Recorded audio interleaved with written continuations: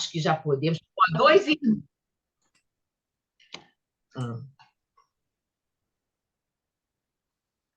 Boa tarde a todos. Com muita alegria, começando a nossa loja hoje, loja Conde de Saint-Germain. E esse estudo, esse tema, foi muito importante para nós durante esse ano.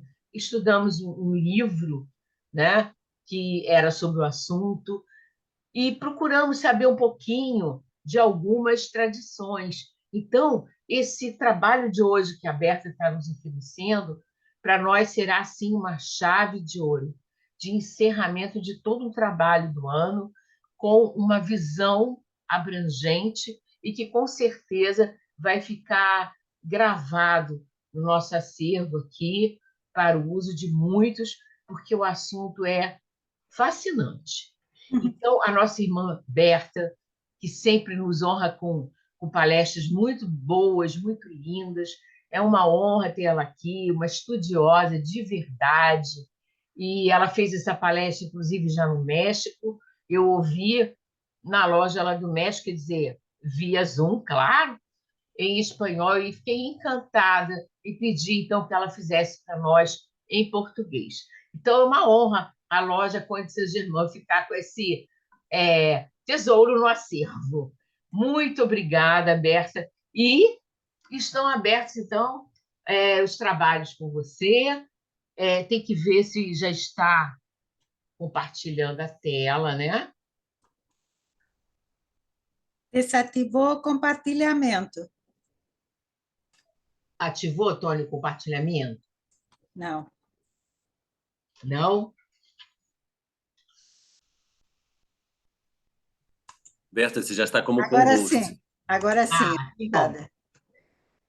É. Aí. Espera aí, deixa eu ampliar. Bom, boa tarde a todos, tá? Para mim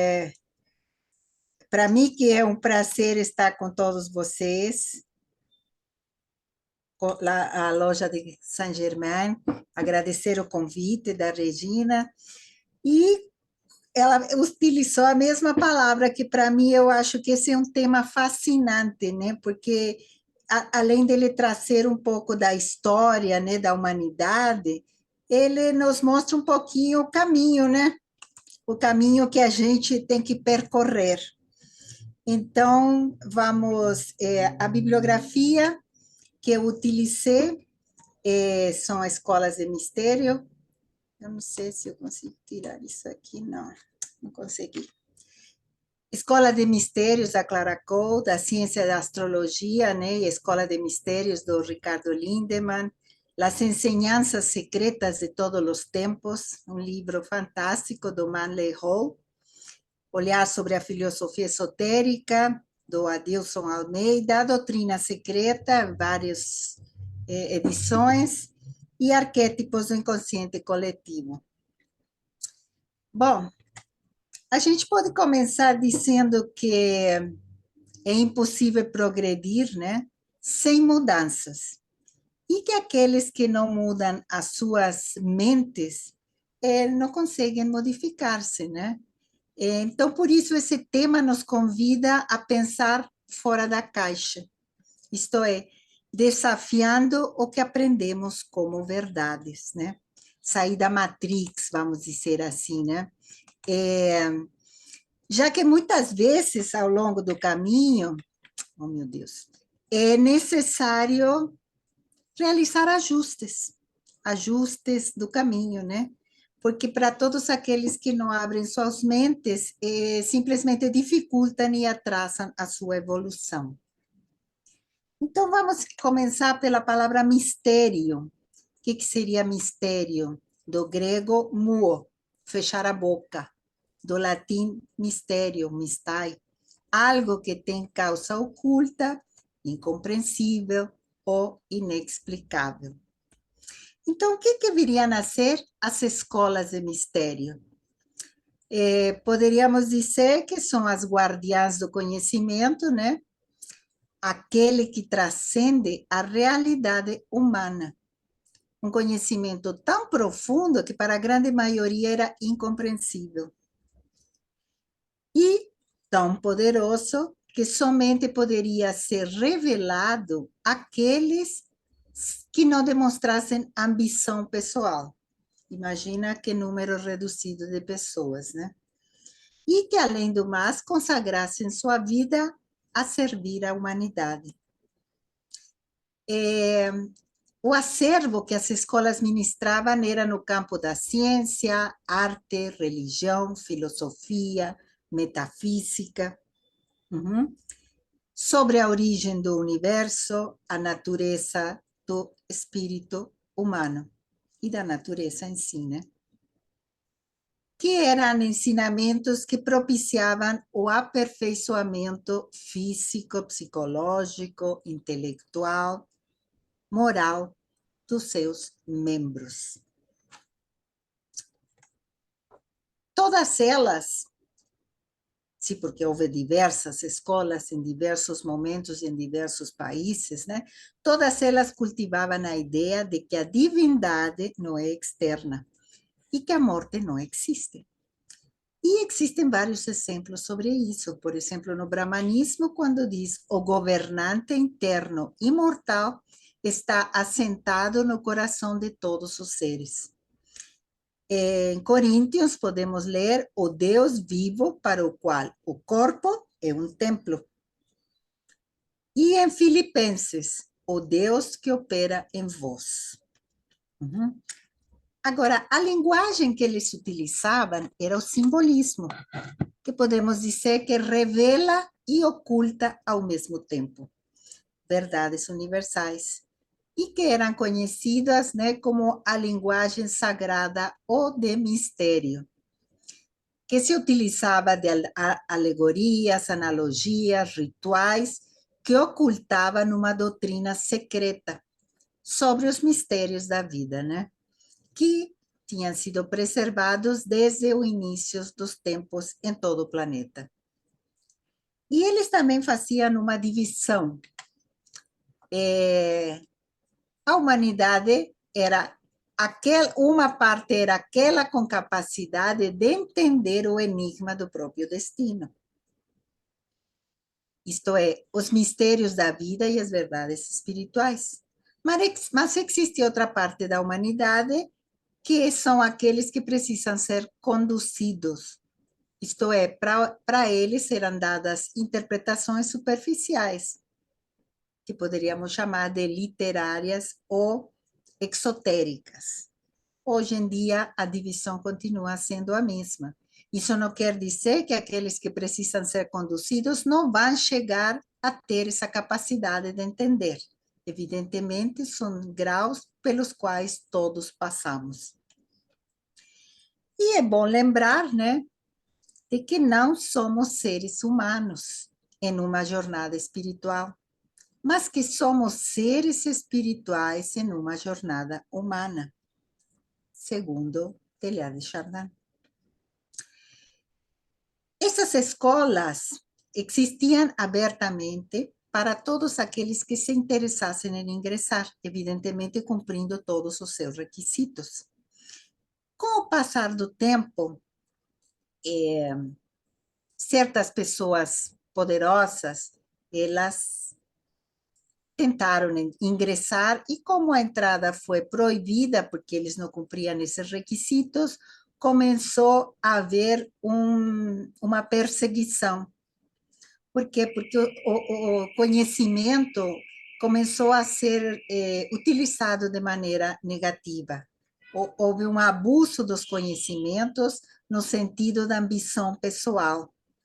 Portanto, houve a decadência das virtudes. E para evitar o desvio e mau uso do conhecimento, a transmissão teve que ser mantida em sigilo.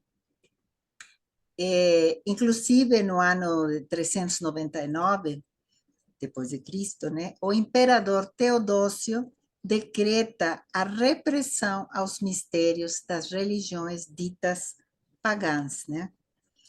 E o próprio Leadbeater comenta, né, sobre o Codex Teodosiano, que 20 anos depois, né, em 423, o próprio Teodósio, ele faz um outro decreto com medidas ainda mais severas. É quando são destruídos templos, bibliotecas queimadas, né, como é o caso da Alexandria, relíquias destruídas pelos fanáticos cristãos. Enfim, portanto, os mistérios foram recolhidos a inviolável segredo. Até tempos depois, quando a igreja já poderia destruir ou queimar aqueles que discordassem das suas doutrinas. Mas o que aconteceu? A humanidade entrou na Idade das Trevas, isto é, o período medieval, cujo início é marcado, né, pela queda do Império Romano, aproximadamente 476. E o fim vem a ser a toma de Constantinopla pelos turco-otomanos. Tá? Imaginem, foram 10 séculos de trevas. Uhum. Só para ter um pouquinho do contexto. A partir dessa época, a senhora Helena Blavatsky nos diz que desde então, desde o início da 400 e pouco, os ensinamentos dos mistérios passaram a ser ocultos no Ocidente através da filosofia hermética e no Oriente através dos Vedas, que, na verdade, é a mesma fonte. Todas as escolas, como eu falei, diversas épocas e países, eram procedentes de uma mesma fonte com os mesmos objetivos, evidentemente que com particularidades próprias, né?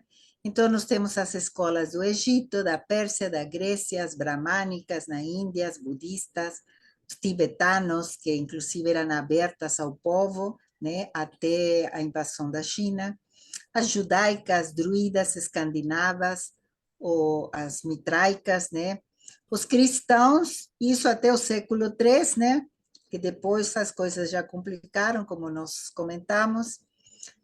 As escolas do Islã, na América, maias, astecas, navajos, incas, e na África, os dogons.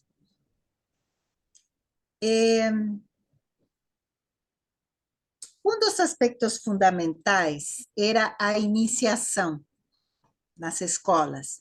Isto é, as escolas tinham tradições em comum, né? Tradição significa ato de transmitir.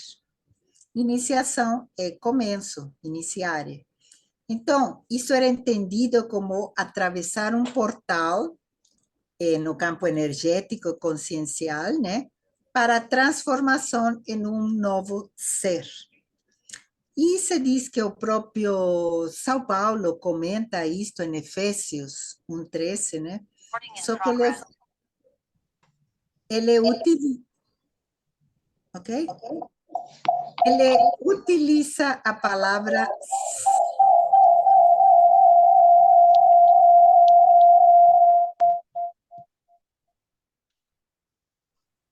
Antônio, eu acho que é o seu microfone. Não, não é não. Pode continuar.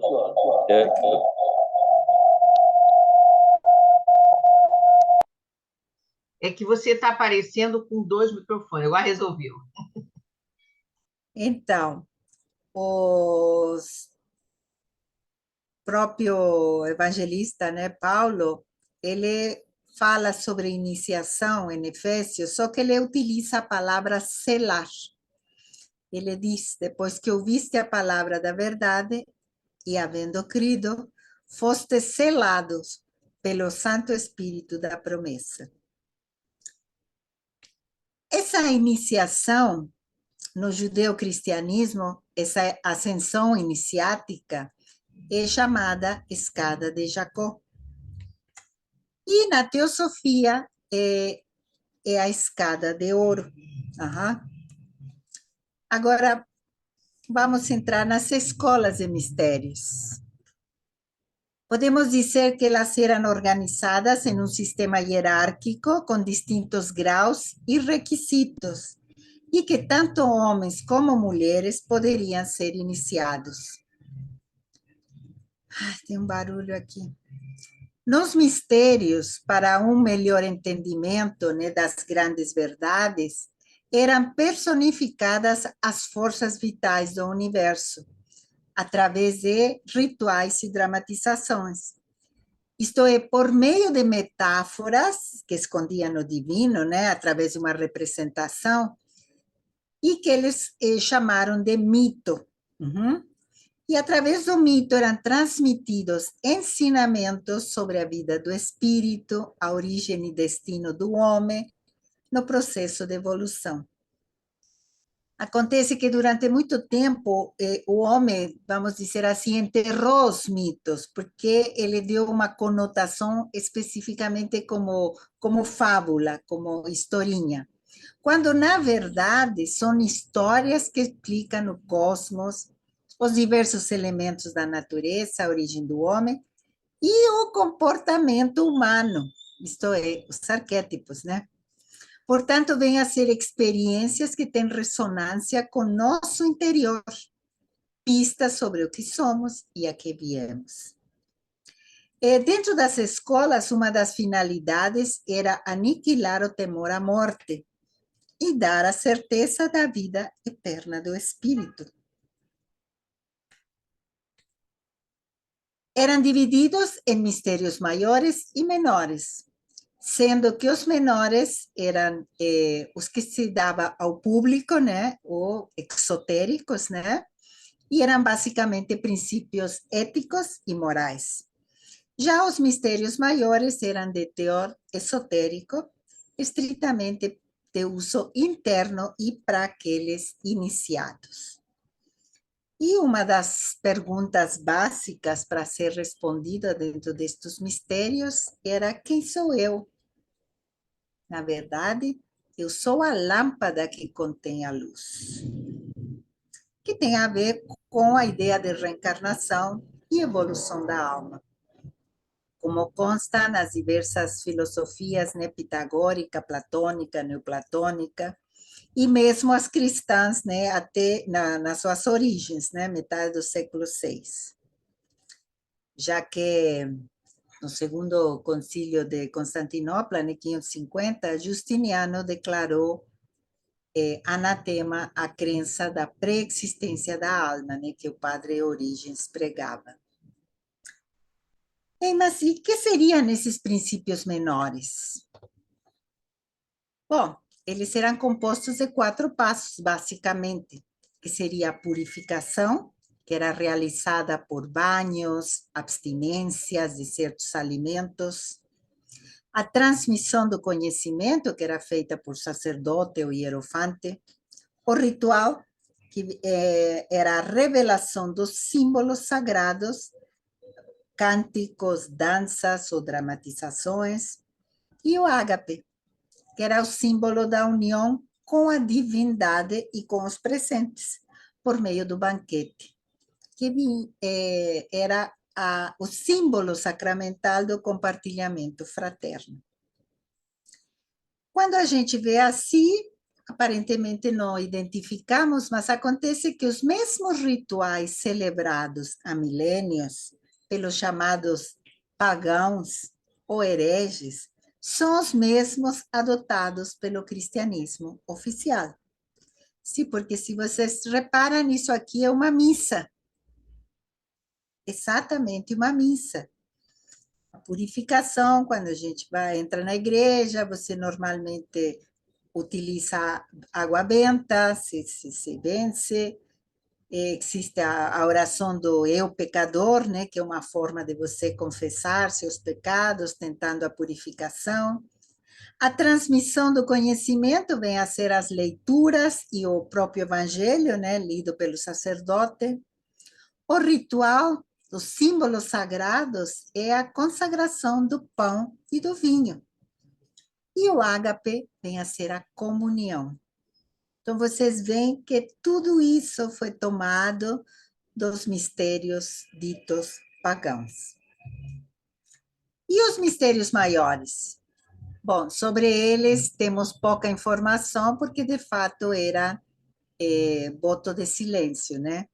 Eram divididos em 2 níveis, com absoluto voto de silêncio e obediência dentro das câmaras ocultas, e unicamente para aqueles de maior integridade moral e ética, aos quais correspondia a revelação do mundo do espírito e a essência divina.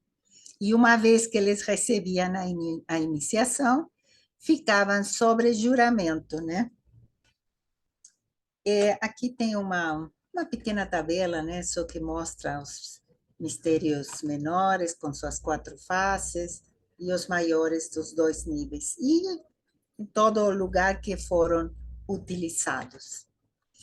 Agora, os mistérios apresentavam a constituição do homem desde seus princípios divinos até sua natureza inferior. E normalmente utilizavam uma estrutura setenária, que dentro da teosofia nós conhecemos bem, mas que outras culturas também utilizavam, né? Como a cabalista, como os mistérios de Alexandria, enfim. Interessante era que para eles era importante manter a harmonia dos 3 centros os cérebros, isto é, o pensante, o motor e o emocional. E como eles faziam isso? Através de uma informação integral. Eles combinavam drama, comédia, tragédia, com música, dança, poesia e ensinamento oral. Dessa forma, eles tinham uma economia de energia psíquica, com regeneração celular e, inclusive, rejuvenescimento. Vocês veem a importância da arte na educação. Não é só informação, informação. Tudo tem que ser lúdico, porque assim o ser humano aproveita melhor, entende melhor e não é cansativo. Bom, agora entrando para as escolas egípcias, Kemet, Egito, podemos dizer que há 52.000 anos atrás, isso evidentemente tudo é contexto, se diz que os sobreviventes da escola de mistérios de Naakal, na Lemúria, de acordo com Thoth, chegaram à Atlântida trazendo seus conhecimentos.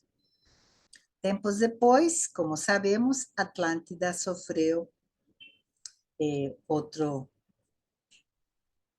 afundou, né? Tanto é que o significado da palavra Atlante é terra dividida pela água.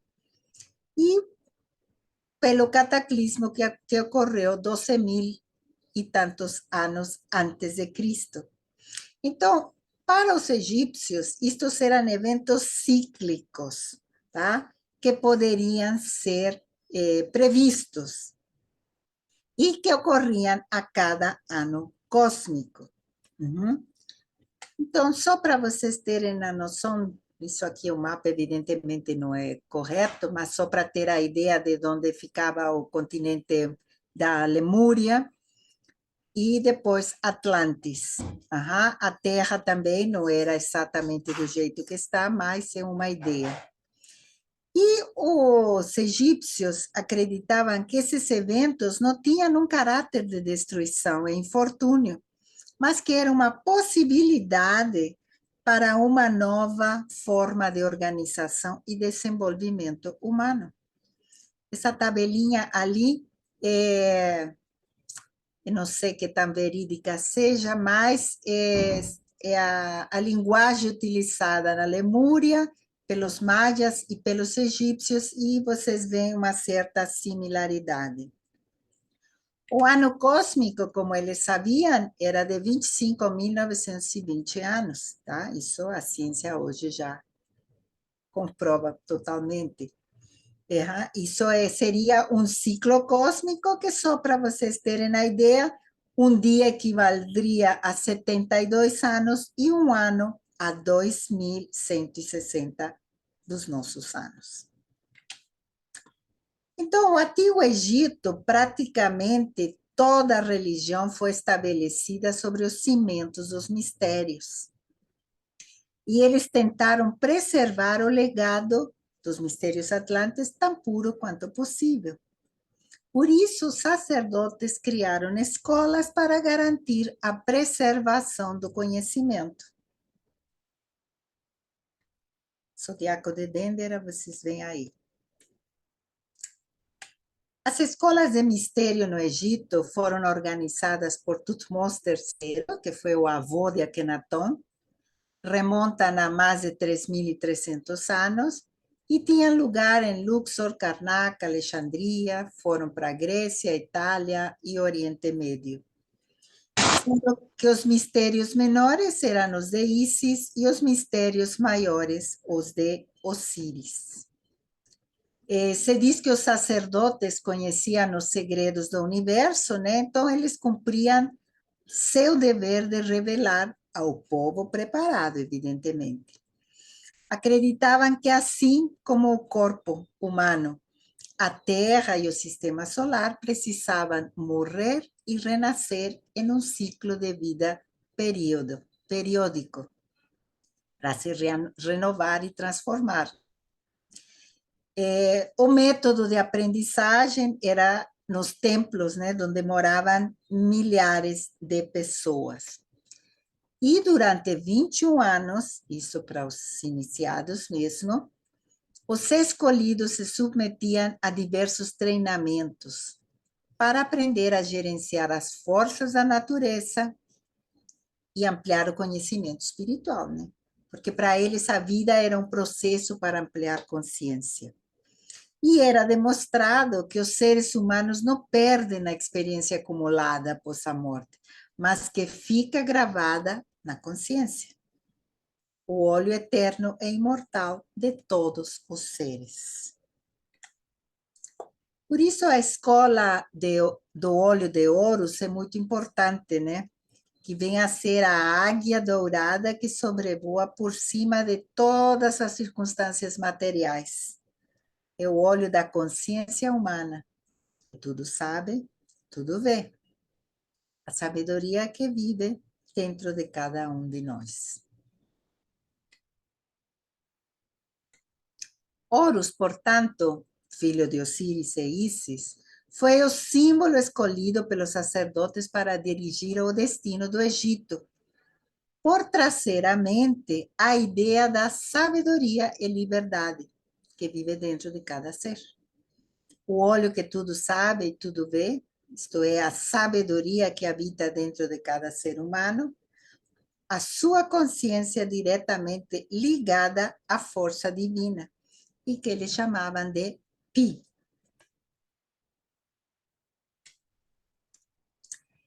Entre os ensinamentos mais importantes, né, era que a vida é um processo para expandir a consciência e o espírito do homem é repetidamente reencarnado para entender o resultado de suas próprias decisões.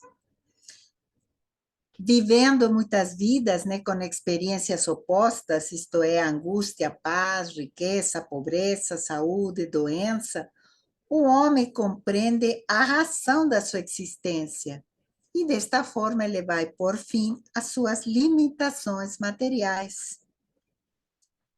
Eles entendiam que cada ação e cada escolha gerava uma reação e que estas traziam harmonia ou desarmonia, angústia ou paz, alegria ou sofrimento. E que por mais simples que fossem suas atividades, como pescar, semear, colher, até comandar grandes exemplos ou grandes exércitos ou o próprio templo, né? Tudo era uma maneira de se aproximar a Deus. Por isso, a partir desse princípio, né, começava um processo de aprendizagem através das dualidades entre tudo que existe e a compreensão de que todos os caminhos levam, de alguma forma, à melhoria. Não havia diferença entre sagrado e mundano. Eles entendiam o mundo como uma unidade. Devido aos ensinamentos para dominar medo e ativar a consciência para a necessidade do amor, eles vibravam, né, os sacerdotes e sacerdotisas, eles vibravam em uma frequência energética muito alta. Eles, evidentemente, respeitavam todos os seres da criação, todo ser vivo, já que eles sabiam que todos eles procediam da mesma fonte, a força do amor. Os hierofantes dos mistérios ocultos raramente se expuseram ao público, e quando o fizeram, né, como Moisés, Jesus, Thoth, Orfeu, Pitágoras, Zoroastro, todos eles foram perseguidos por tentar levar sabedoria à humanidade. Quando a humanidade não está pronta, ela rechaça.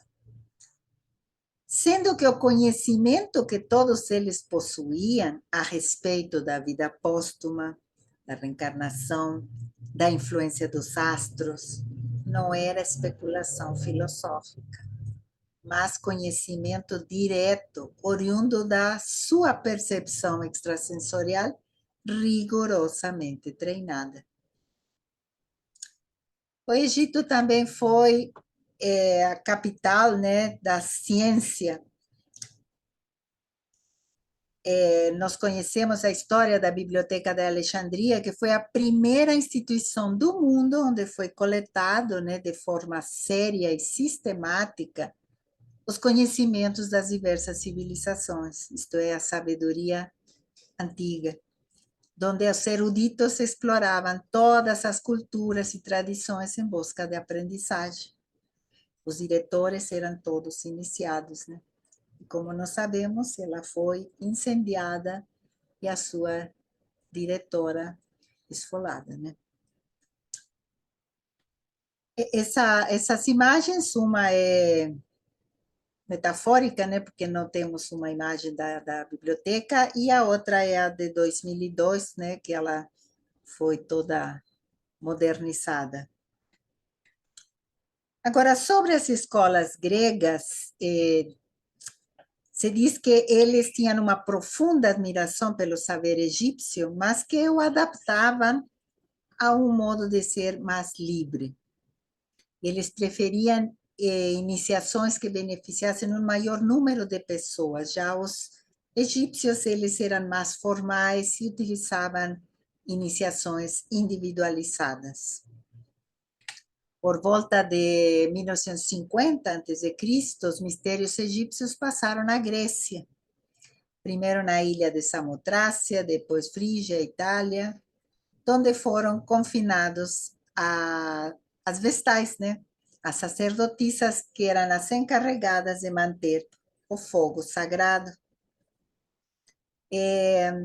Na antiga Grécia, esse saber teve diversos expoentes, né?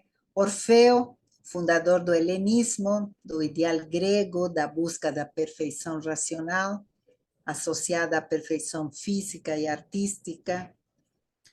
No auge do helenismo também surge Pitágoras, com sua escola em Crotona. Platão, discípulo de Sócrates, que iniciado no Egito, na filosofia hermética, e fundou a famosa academia, né? E no início do período cristão, os principais foram Plotino e Apolônio de Tiana. Mas, dentro dos mistérios gregos mais famosos, nós podemos falar dos Deleuces, tá? Que significa lugar de arribo feliz ou reino do sagrado. Eram verdadeiros festivais, né? Oportunidades de encontro e peregrinação em busca de conhecimento. Os deuses principais eram Dionísio, né? Que Dionísio para os gregos, Baco para os romanos, e Deméter, Deméter ou Ceres, né? Que era a deusa da terra. E eles ensinavam no rapto da Perséfones, né? A busca por ela, né? Pela a mãe procurando a filha, a descida ao Hades. Isto é o ensinamento superior, era divulgado através da arte. E que aparentemente seria uma dramatização assim de uma historinha, mas na verdade é um mergulho no interior para o resgate da alma, né?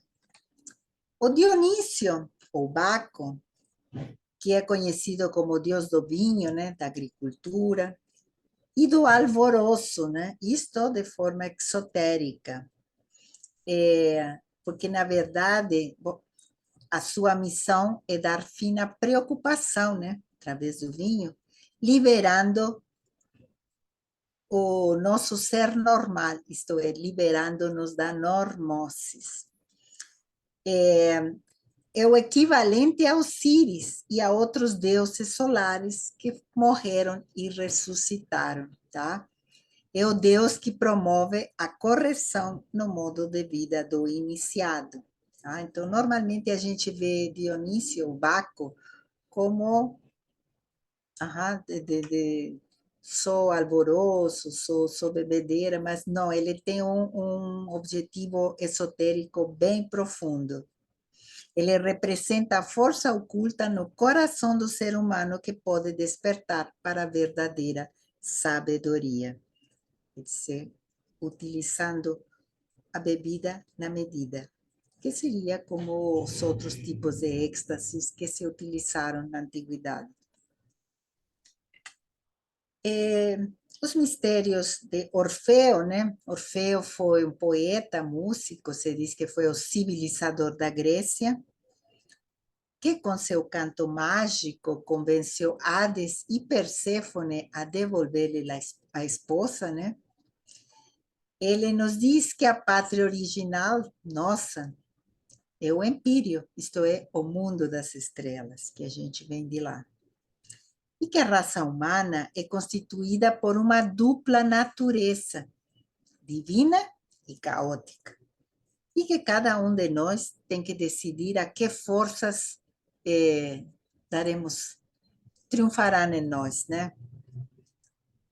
A literatura órfica trata os mistérios através de hinos, canções, rituais, obras místicas e cosmológicas. E sobre a escola pitagórica, podemos dizer que Pitágoras nasce na ilha de Samos, né, 6 a.C. Ele teve uma sólida instrução intelectual e espiritual, tá? Ele viajou muito, ele frequentou templos no Egito, na Caldeia, na Índia, recebeu ensinamentos ocultos, tá? Foi iniciado nos antigos mistérios, que para ele eram as chaves da doutrina secreta. Quando ele volta, ele vai residir em Crotona, que é uma colônia grega na Itália. E aí ele funda o Instituto de Crotona, onde ele vai pregar os mais altos ideais de aperfeiçoamento humano e espiritual. Segundo Pitágoras, as iniciações são através de grau de consciência, nível de sabedoria e intensidade de amor e abnegação. Infelizmente, né, como todos aqueles que tentaram trazer conhecimento, a escola foi muito perseguida, muitos de seus discípulos foram, inclusive, queimados como os primeiros cristãos gnósticos. Agora vamos falar um pouquinho dos mistérios druidas. Os celtas, eles tinham um profundo conhecimento da natureza, das áreas da física, astrologia, medicina. Eles poblaram Galícia no ano 700 a.C. E só para lembrar que a palavra pagão é simplesmente aquele que acredita na sacralidade da natureza e de todas as formas de vida. Por isso eu acredito que todos nós somos pagãos. Os druidas, eles também tinham seus mistérios divididos entre maiores e menores. Eles viviam no bosque, acreditavam na transmigração para purificar a alma e na imortalidade do espírito. Os mistérios menores eram basicamente um código moral e os maiores eram para os iniciados. Então, eles tinham os graus. O primeiro, né, que seriam os menores, eram os filósofos, médicos, professores. O segundo grau já seriam os bardo, né, seladores da tradição, com poesia sagrada, música. E os iniciados seriam os druidas, que significa homem sábio, né? Que eram a autoridade espiritual, considerados sagrados. Eles se instruíam sobre a criação do universo, as leis da natureza, medicina oculta, mistérios dos corpos celestes. E o nascimento da sua divindade solar era 25 de dezembro. E renascia na Páscoa. Qualquer semelhança. Eles tinham também uma Virgem Mãe com filho nos braços. Os druidas tinham seu colégio em Alésia, que foi destruído durante as campanhas romanas 52 a.C., encerrando assim o ciclo da cultura celta. Se diz que no século V, né, quando São Patrício foi à Grã-Bretanha para cristianizar a região, a primeira coisa que mandou fazer foi derrubar as árvores, porque sabia que eram locais sagrados. No mundo celta houve rainhas, guerreiras, embaixadoras, druidessas. As mulheres podiam participar na vida social, herdar, controlar suas propriedades e pedir o divórcio. Um pouquinho sobre os mistérios nórdicos, podemos dizer que compreendiam 3 grandes festividades anuais, sendo a mais importante celebrada no solstício de inverno, dedicada a Thor, isto é, filho de Odin e Freya, a mãe dispensadora de graças. A iniciação era uma representação simbólica da ressurreição de Balder, de sua vitória sobre a morte, quer dizer, é outro Deus que morre e ressuscita, identificado com Osíris, assim como Dionísio, né? E que é mencionado em Jeremias também. Uhum. Agora, entre os judeus, os mistérios foram difundidos secretamente nas comunidades rabínicas com o nome de Cabala.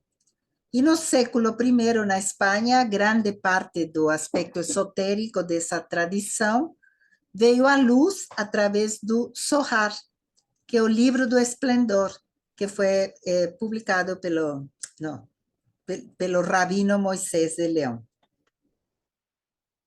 E só para vocês verem como é tudo semelhante à teosofia, né? Agora, sobre mitraísmo.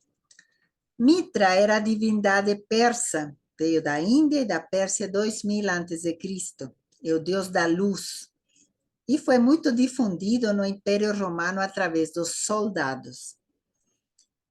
A história conta que Mitra recebeu um corvo enviado pelo sol, pedindo para sacrificar o touro primordial, do qual seria construído o universo. Da coluna vertebral saiu o trigo e do seu sangue o vinho. Eu vendo isso aqui, eu lembro, dentro da mitologia mexicana também, quando Quetzalcóatl e Tezcatlipoca, eles têm que enfrentar Cipactli, que era um monstro marino com forma de cocodrilo. E eles cortam, de seu estômago veio a terra, da cabeça o céu, e da sua cauda o Mictlán, o inframundo. E dentro dos egípcios, também o cocodrilo, que era o dragão egípcio, é o símbolo dual de céu e terra, sol e lua, segundo a doutrina secreta, no volume 3. Então, como vocês veem, todas as tradições têm sempre um ponto em comum. Bom, dentro do mitraísmo, o processo de iniciação incluía 7 estágios que habilitavam para participar dos sacramentos. E o mais importante era o batismo e uma refeição sagrada de pão, água ou vinho. Outras observâncias incluíam purificação, queima de incenso, cantos sagrados, guarda dos dias santos, que no caso era o domingo e o dia 25 de dezembro. Por quê? Porque era a vitória da luz sobre a escuridão, isto é, o solstício de inverno.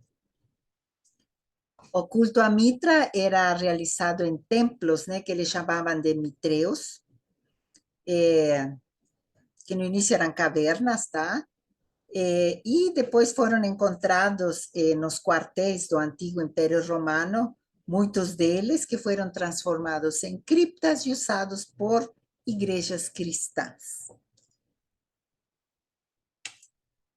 No final do século III, vai-se gerar um sincretismo entre o mitraísmo e cultos solares que se cristalizaram na religião do Sol Invencível, Sol Invictus, que foi instituído por Aureliano em 274, no Império Romano. Tá? O máximo dirigente chamava Pontífice, era o Pontifex Solis Invicti, e ele utilizava um chapéu chamado mitra. Novamente, qualquer semelhança é mera coincidência.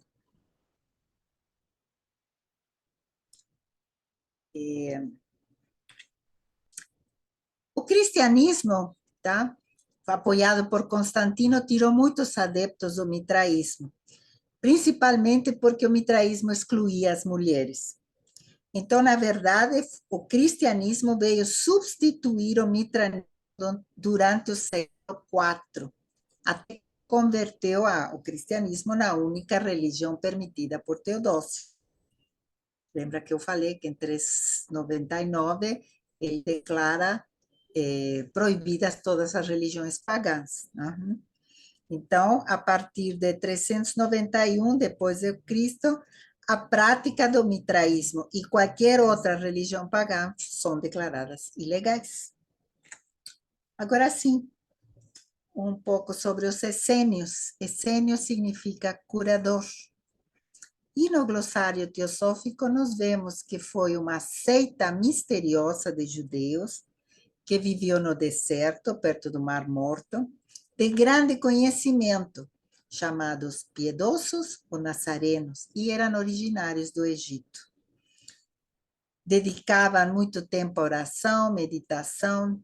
Se diz que tinham práticas semelhantes aos budistas, né? Seus bens eram todos comuns, né? Levavam uma vida simples, de entrega a Deus, e uma dieta absolutamente vegetariana. Moralidade exemplar, tá? Costumes corretos, pacíficos, se dedicavam à contemplação e à caridade, que era o contrário do materialismo da época vigente. Por isso se diz que, inclusive, por isso foi que eles se isolaram naquelas partes do deserto. Agora um pouquinho aqui sobre os mistérios cristãos, já chegando mais perto. Os ideais do cristianismo primitivo se baseavam nos princípios morais dos mistérios pagãos, como nós já vimos, que toda a história, eles foram adotando rituais. E se reuniam nos templos subterrâneos de Mitra, como eu mencionei, de onde procede a maior parte do sacerdócio atual, quer dizer, na verdade, muita coisa foi copiada do mitraísmo. As escolas de mistério no cristianismo primitivo ensinavam o funcionamento da lei divina na Terra, para que o homem usasse suas faculdades com mais inteligência, isto é, ser pacientes ante a adversidade, valor ante o perigo, fiéis ante as tentações, né? Manter-se fiéis, e que seu corpo era um altar sagrado para a divindade. Os sacramentos que foram instituídos por Jesus foram 5. Os 2 últimos foi a igreja que instituiu, ok? Primeiro foi o batismo, que na verdade demorava 7 anos de preparação e era a iniciação à vida espiritual. Depois vinha o crisma, segunda iniciação, aquele que demonstrava dedicação, aquele que perseverou. Depois vinha a confissão, que para o ocultista era uma espécie de redenção. Era um sacramento muito avançado, com etapa, inclusive, de crucificação. É decir, aquela questão de morrer para nascer de novo. Depois vinha a Eucaristia, isto é, o corpo e sangue do Cristo interno, é a comunhão com o Cristo dentro de nós, né? E o casamento, que era a câmara nupcial. O iniciado casava sua alma com o ser divino, isto é, com o todo. Uhum. A extrema-unção e a ordenação, como eu mencionei, foram instituídos pela Igreja. Agora, um pouco sobre o islamismo, né? Vamos dizer que os mistérios dentro do islamismo foram introduzidos através dos sufis. A prática da religião islâmica compreende 3 categorias, como vocês sabem: Islam, a submissão à lei revelada; Iman, que é a fé na Shahada; e o Ihsan, virtude ou sinceridade, que o sufismo está relacionado com a prática dessa virtude. O símbolo do sufis é o coração. Isso eu acho interessantíssimo, que não briga com a mente. É indiferente a ela porque a entende e sabe porque ela é assim, mentirosa e insegura. Crença é da mente, confiança é do coração. Tomara que todos nós tivéssemos um coração tão sereno que não ligasse para a mente. Para eles, Deus não é uma personificação, mas a inteligência que cria e faz fluir o universo, que habita como uma centelha no interior de todos nós. O sufismo busca fazer florescer a centelha na sua consciência plena. Por isso, as iniciações são verdadeiros momentos de despertar. O ensinamento passava pelos contos, poesia, música e silêncios. E busca manter os membros perceptivos, vivendo em paz e conscientes, aproveitando o que de melhor a vida oferece, o momento presente. Olha que profundidade, o momento presente é o que de melhor a vida nos oferece.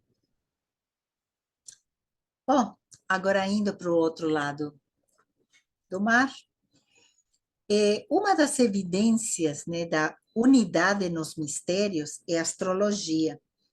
E é através dela que constatamos que tanto maias como astecas, para eles, o sistema de valorização dos ângulos entre os planetas, harmônicos e desarmônicos, era exatamente o mesmo que egípcios, gregos, romanos, persas, árabes, indianos e caldeus. Tá? Eu coloquei aqui a Pedra do Sol, que normalmente é chamada de calendário asteca, e o calendário maia, nas suas duas versões, o de 260 dias e o de 365. Então, vocês veem que tudo tem um vínculo. Por isso, podemos dizer, né, que sábios já disseram, né, que nunca houve um só fundador de religião que tivesse inventado uma religião, que tivesse inventado ou revelado uma verdade nova. Na verdade, todos foram seres especiais, mensageiros, né? de formas e interpretações novas, mas as verdades em que se apoiavam seus ensinamentos são tão antigas como todo o gênero humano. Agora, as novas escolas de mistérios. Vamos falar do tempo mais atual. Podemos dizer que coube à maçonaria, né, manter vivos os ideais, né, dos mistérios no Ocidente, ainda que tenha perdido a capacidade de transmitir verdadeiras iniciações, né? E ele só utiliza iniciações simbólicas. Os mistérios cristãos, né, hoje em dia são conservados em parte tanto por gnósticos como por Rosacruces. E a sociedade teosófica, né? Claro, porque a teosofia também faz parte desse esforço de conservação e disseminação da sabedoria antiga ao maior número possível de pessoas. Foi por isso que o conhecimento, ou parte dele, né, outrora fechado nas escolas de mistérios, foi aberto e disponibilizado para toda a humanidade através do trabalho da senhora Blavatsky e de todos que colaboraram com ela e que continuam colaborando a serviço da humanidade, né? Então, podemos dizer que numa era de integração global e, ao mesmo tempo, de tanto desencontro, né? O conhecimento deve ser disponibilizado para servir de elemento de transformação da consciência humana, no sentido de que o maior desejo, né, dos mestres de sabedoria e da senhora Blavatsky, a formação da fraternidade universal, um dia se concretize. Obrigada a todos.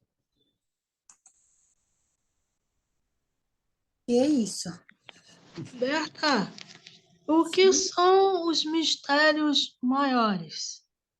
Os mistérios maiores, aí que dá. Não existe muita informação, porque os mistérios maiores era sigilo absoluto. Uhum. Então, não existe uma informação, tudo que existe são especulações, né, das diversas escolas. Então, era um conhecimento bem mais profundo, vamos dizer assim. O que temos é pouca coisa, né? Mas não sabemos da sua existência, né? Certo.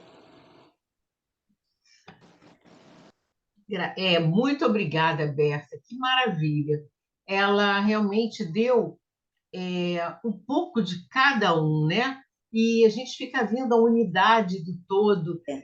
A do cristianismo, então, assim, espantou, né? A missa, a ligação realmente com o mitraísmo, com outras coisas que estavam ali sim. rolando naquela época, né? Muito bom. Nossa, a gente só tem muito que agradecer. Foi uma pesquisa muito profunda que deixou ensinamentos importantíssimos.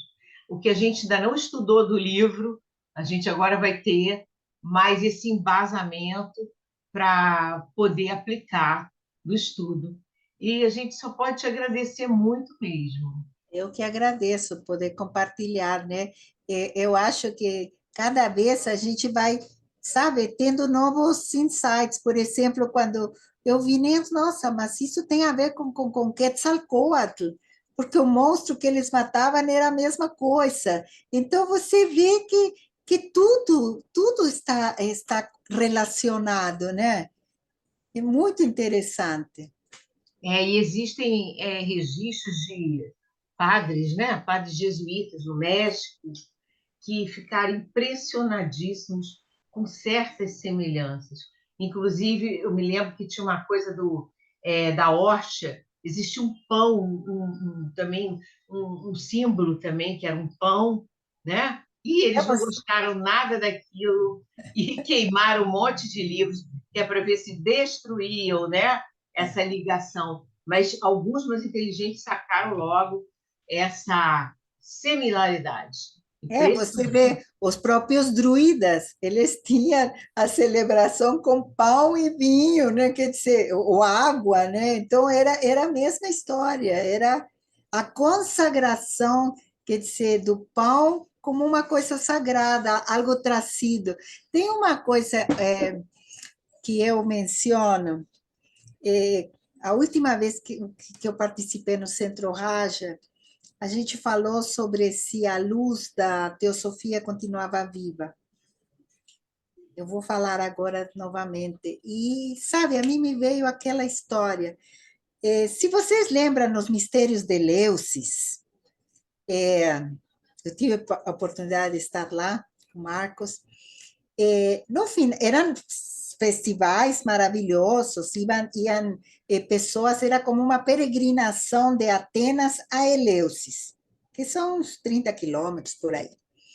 E se fazia naquela representação da busca da Perséfone, né? O tio a raptou do Hades, né? Então, eles tinham que ir buscá-la, porque Ceres ficou tão traumatizada, a mãe, que ela, como deusa da agricultura, ela se esqueceu da terra e tudo começou a secar, e aquela história. Então, Júpiter, que era irmão dela, interferiu com o irmão, o Hades, né? Para que libertasse a sobrinha.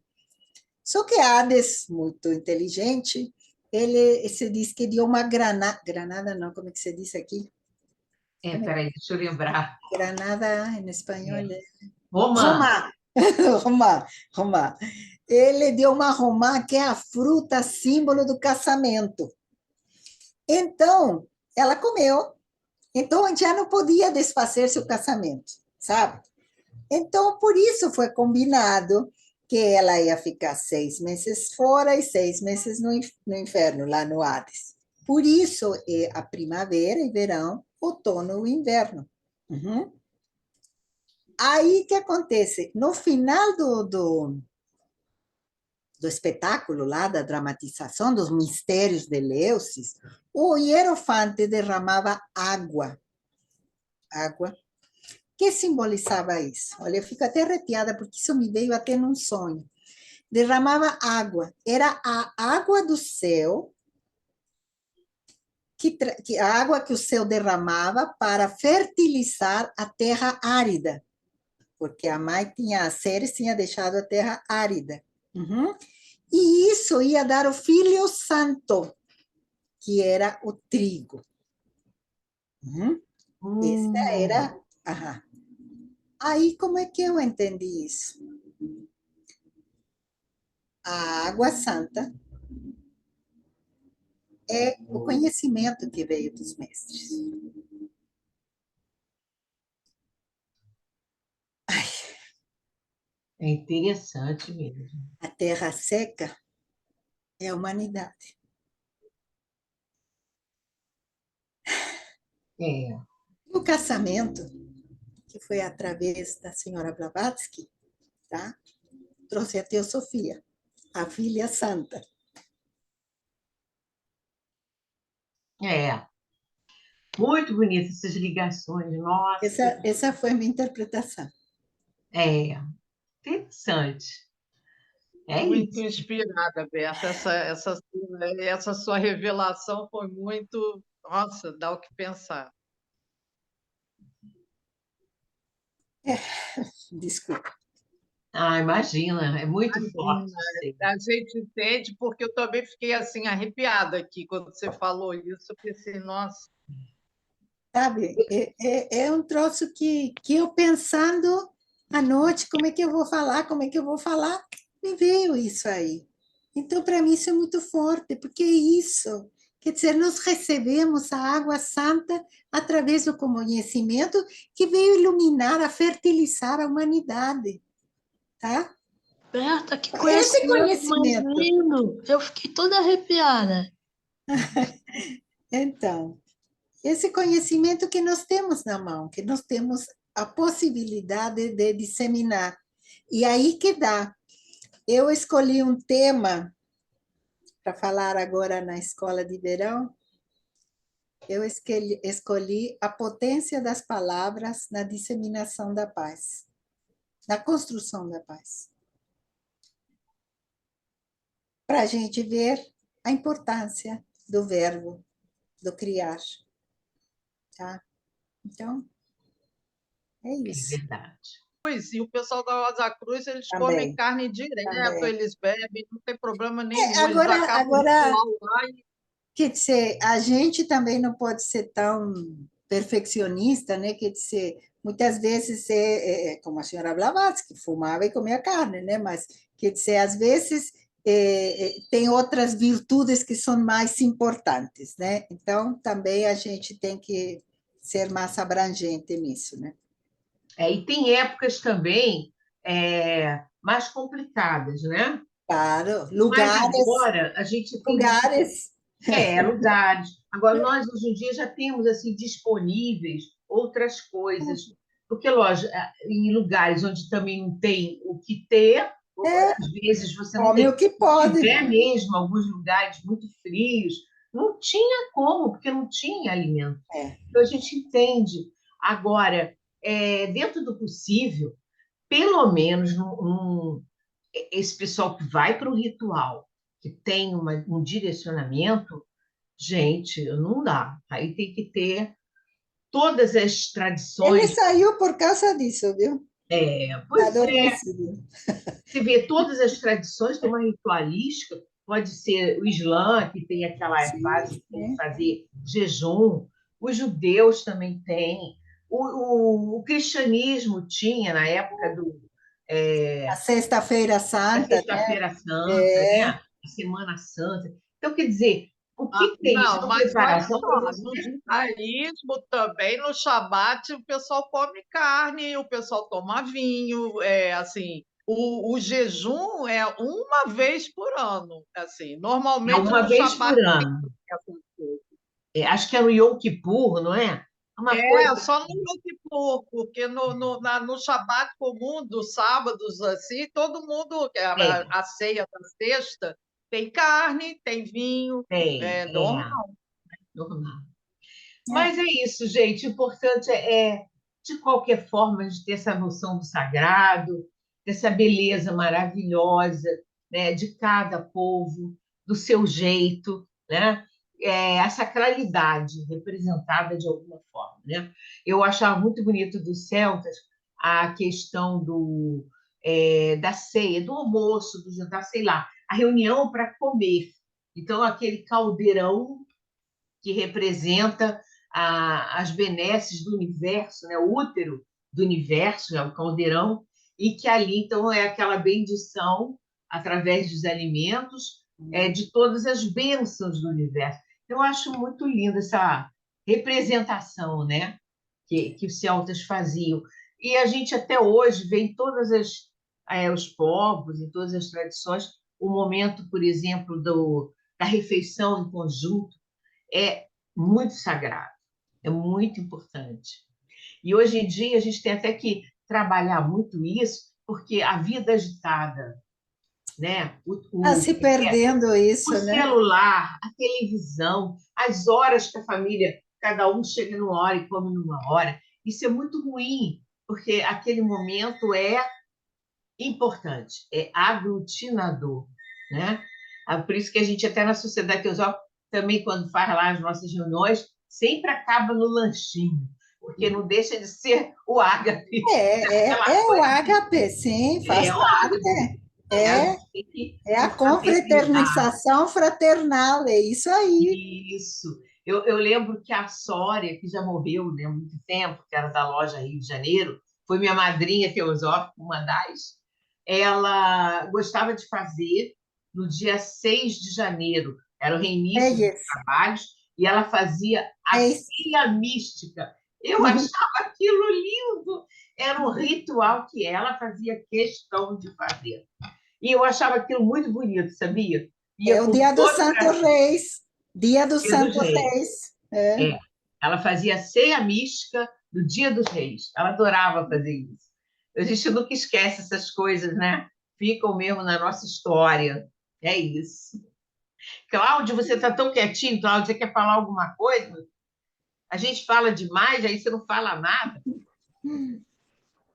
Tá sem som.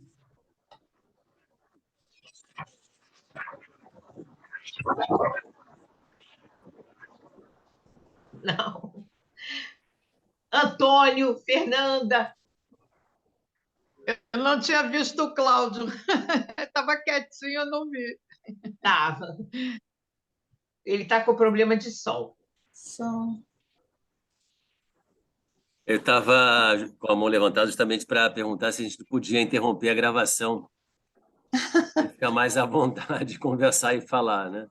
Eu Pode acho que interromper, né? sim. É bom.